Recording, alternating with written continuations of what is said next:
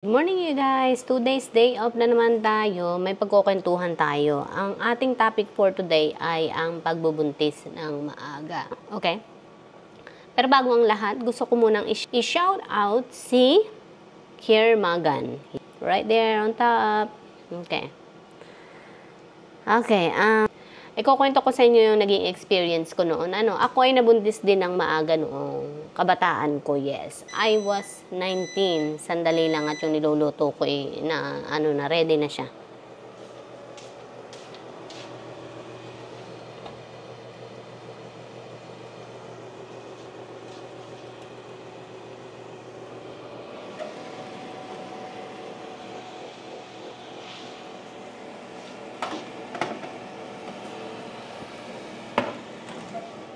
I mean, not ready, but it's ready to put.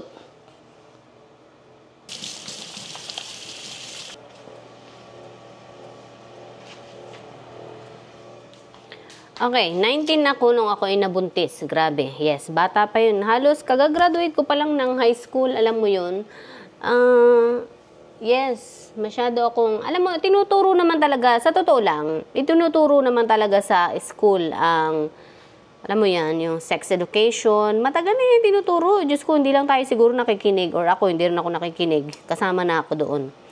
Yes, hindi ako nakikinig. So, itinuro na yan. Ngunit hindi itinuro na, huwag ka munang magbubuntis sa maaga, but I mean common sense.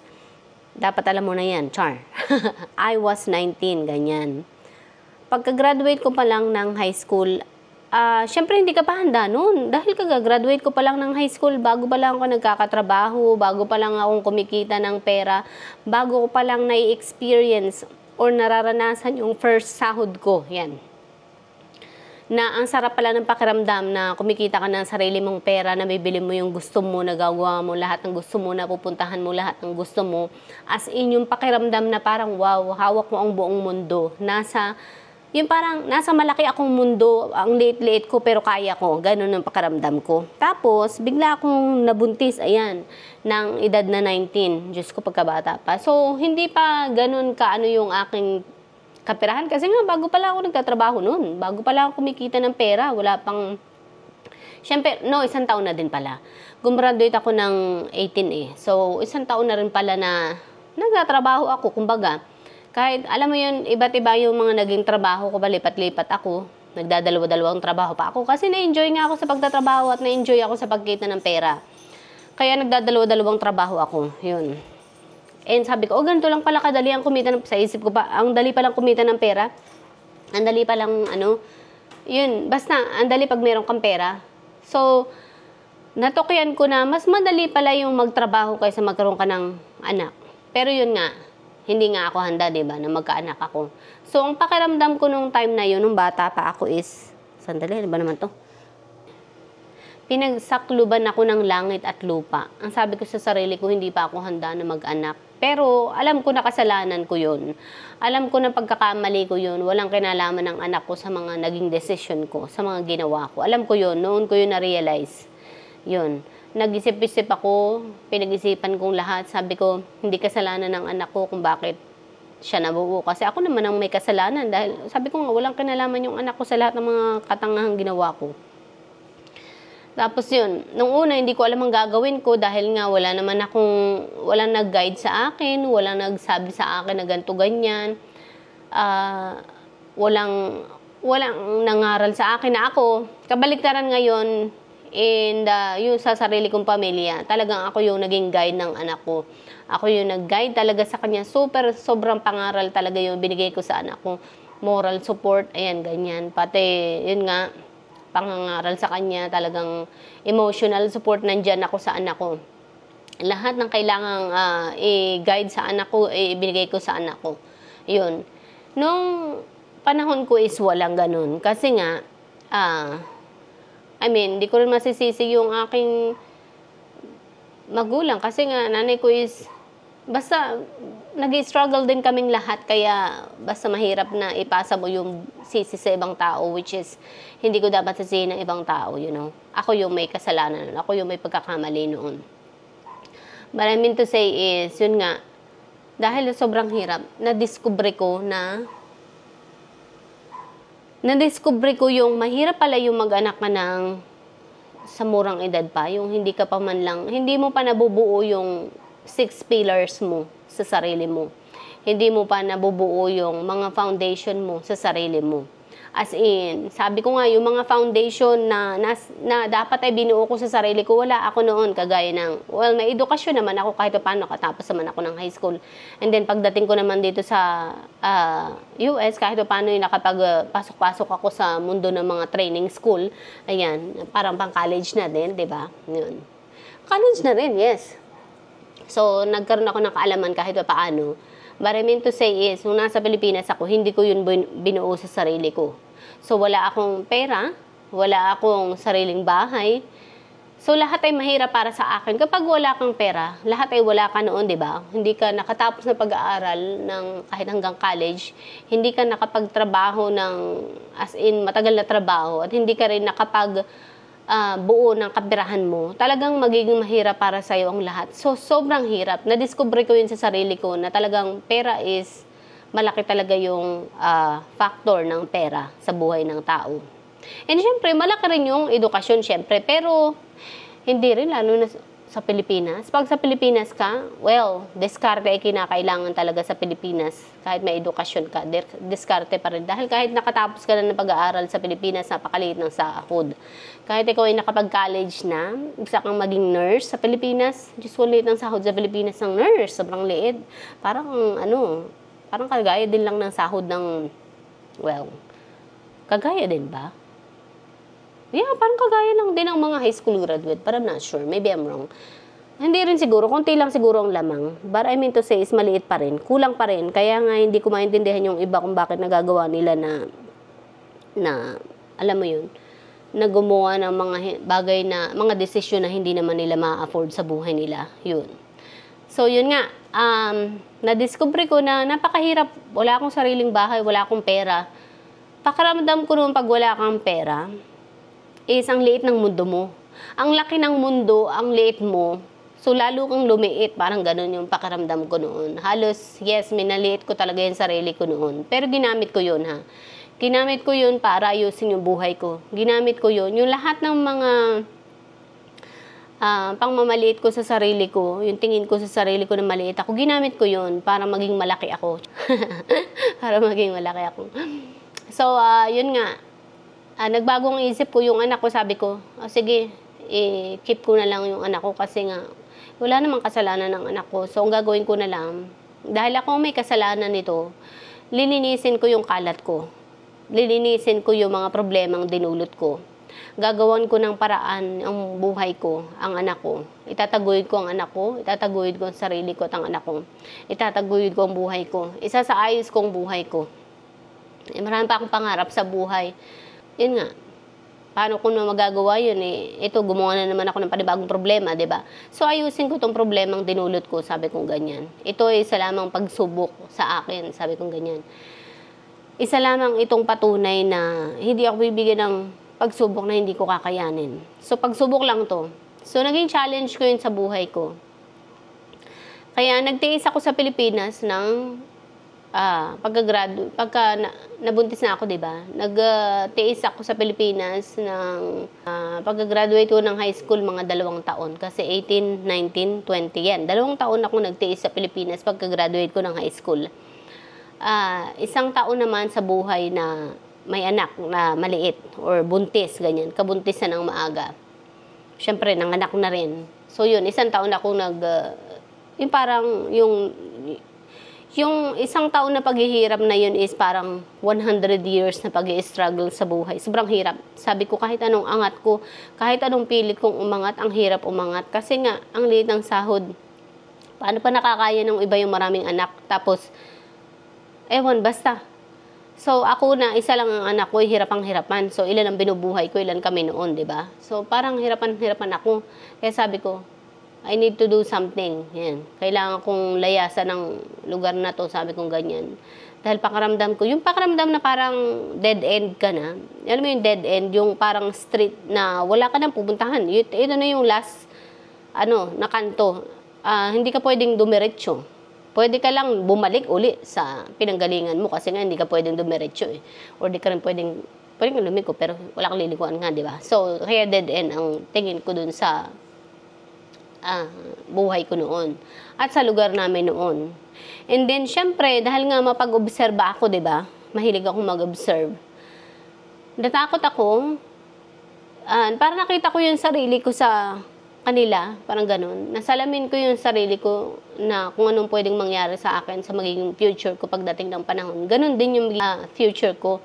Kung ano yung nangyari sa kanila, yun din ang mangyayari sa akin. Hanggat kung hindi ako gagawa ng paraan para isaayos yung buhay ko. Kaya ayun, dahil natakot ako, sabi ko, ito na yung future ko, nakita ko na sa kanila. Sabi ko sa inyo, pag natuto kayong magmasid, natuto kayong maging mapag-obserba, makikita nyo yung future nyo dun sa sinasalamin nyo. So, nasalamin ko yung future ko sa kanila. Nakita ko yun. Sabi ko, ito na yung future ko. Walang magiging pagbabago, ganito pa rin. In the next 2 decades, magiging ganito pa rin, or in the next my lifetime, in my future, pag tumanda na ako, wala magbabago sa akin. Ganito pa rin yung magiging buhay ko, sabi kong ganyan. Kaya sabi ko, ayoko ng ganitong buhay, sabi ko. So, I need to do something, sabi kong ganyan. Kailangan kong gumawa ng paraan para isaayos yung buhay ko dahil, yes, maliit ang mundo, pero pag wala kang ginawa, lalong liliit ang mundo. Okay? Kapag hindi ka nagsumikap sa buhay, lalo kang mahihirapan. So, nagsumikap ako, yan nga. Sabi ko nga, nagtrabaho ako kahit nung kabuntisan ko. Tapos, pagkapanganak ko, 1 buwan pa lang akong nakakapanganak, bumalik na uli ako sa trabaho. Kasi sabi ko, hindi ako po pwedeng tumigil dahil wala namang magsusuporta sa akin kung halimbawa titigil ako ng pagtatrabaho. 1 buwan, yung 1 buwan na nga lang, hindi na ako makahinga. Paano pa kami, di ba? Lalo na may bata na ako ngayon. Paano pa mabubuhay kaming dalawa? Siyempre, may gatas yan. Meron niyang mga diaper at kung ano pang mga needs niyan. Paano may ibigay yan? Wala namang magpo-provide noon, di ba? So, bumalik ako sa trabaho. Hinikayat ko ang sarili ko na bumalik sa trabaho dahil sabi ko, wala talaga akong choice. Kailangan ko talagang bumalik sa trabaho. Dahil hindi ako mayaman, wala akong maasahan, wala akong masasandalan. Kaya kailangan kong ibalik yung sarili ko sa mundo ng workforce kahit ayoko. Dahil sabi ko, kung hindi ko gagawin yun, sino ang bubuhay sa anak ko? Ano? Bakit nausok? Baligtarin ba to?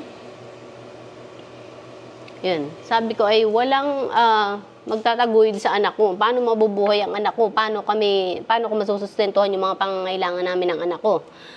Sabi ko, okay. Sabi ko, kailangan ko bumalik sa mundo ng work first, di ba? Sa pagtatrabaho.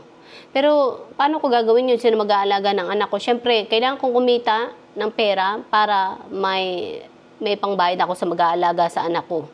Pero paano sasapat yun sa aming mga pangangailangan? So, talagang sobrang budgeting ko noon. Diyos ko, kahit anong sulat ko ng pagbabudget ko, talagang hindi magkaigi, kulang pa rin, short pa rin. Sabi ko, Lord, anong gagawin ko? Talagang hindi magkasya. So, yun. Sabi ko, sa gatas at diaper na lang ng anak ko ay talagang hindi sasapat. Sabi ko, ano kaya ang gagawin ko? So, nag-isip-isip ako ng paraan. So, kaya sabi ko, anong unang paraan na gagawin ko? So, naisip ko, hindi ako pwede magbuntis uli. Kasi pag nagbuntis ako uli, magiging ano na naman yan, another level or another task na naman na mangyayari sa akin. Madadagdagan na naman yung task na mangyayari at gagawin ko sa buhay ko. No. So, X yan. Nagsusulat nga ako, syempre, ng mga gagawin ko, di ba?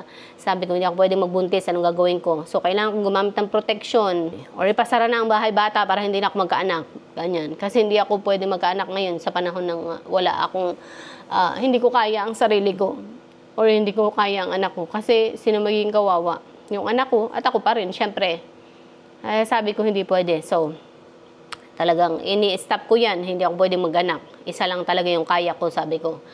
So, hindi ako nag-anak. And hanggang ngayon, na kahit kaya ko na ang buhay, hindi na ako nag-anak dahil na-discover ko na talagang hindi ko kaya ang maraming, alam mo yun, responsibilidad. At saka, madali ako may stress. So, no.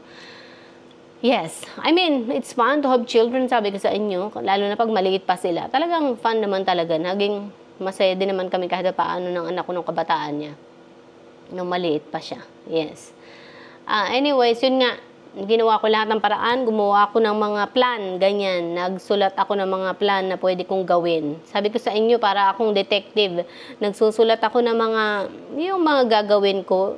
Isinusulat ko yun in order kung ano yung gagawin ko. Parang map. Minamap ko yan kung anong gagawin ko. Mapping, ganyan. Hindi yung mapping na yung maglalampaso, ha. Mapping. Basta MAP, ganyan. So, ini-align ko yan kung anong gagawin ko. Sabi ko, ganito ang gagawin ko. Hanggang sa ako sa best, solution. Ayan, sabi ko, ito pala ang gagawin ko, ganyan, ganyan. So, ganun ang gawin nyo. Pag nabuntis kayo ng maaga, ito sasabihin ko hindi fun ang mabuntis ng maaga, lalo na kung kayo ay wala pa nung sinasabi kong 6 pillars nyo. So, huwag kayo munang mabubuntis, tapos tatakbo kayo sa magulang nyo. Tapos sa magulang nyo, wala din. Diyos ko, kawawa ang mga magulang nyo. And then yung magulang nyo ay nagsusumikap, naghihikahos din ang buhay. Tapos pasahan nyo pa ng another problem. Diyos ko, kawawa din yung mga magulang nyo. Diyos ko, wag. Maawa kayo sa magulang nyo, okay? Kung hanggat maaari, tulungan ng magulang, hindi pahirapan. And then ang magulang, inalagaan na nga kayo buong buhay nyo. Pati ba naman yung anak nyo, ipapasa nyo pa sa magulang nyo? Unless okay lang kay magulang nyo na alagaan yung apo niya. That's no problem. Pero kung hindi, at nahihirapan din siya, yun ang mahirap, okay? Hanggat maaari, ang pananaw ko, kung ang mga magulang ko ay tapos na ng pag-aalaga sa akin ng kabataan ko pa, it's not a good idea na pasahan ko pa siya ng mga anak ko at ipaalaga sa kanya, ipaobliga sa kanya na alagaan yung anak ko.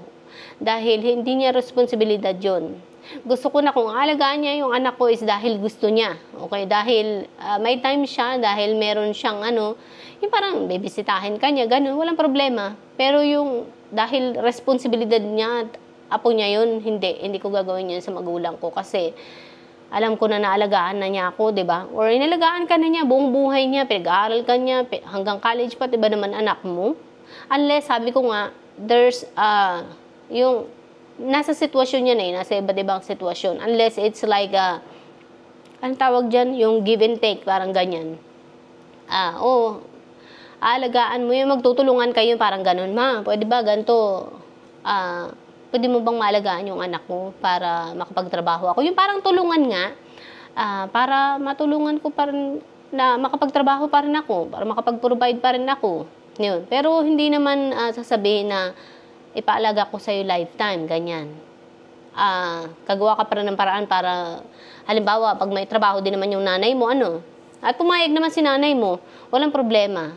At kung yung nanay mo ay wala na ginagawa, walang problema, nasa kanya yung desisyon. Pero yung, grabe. Sabi ko nga, nasa nanay mo yun kung okay lang alagaan yung anak mo, yung mga anak mo. Ang hirap kasi yung iba, anak ng anak, ipapasa yung mga responsibilidad nila dun sa nanay nila.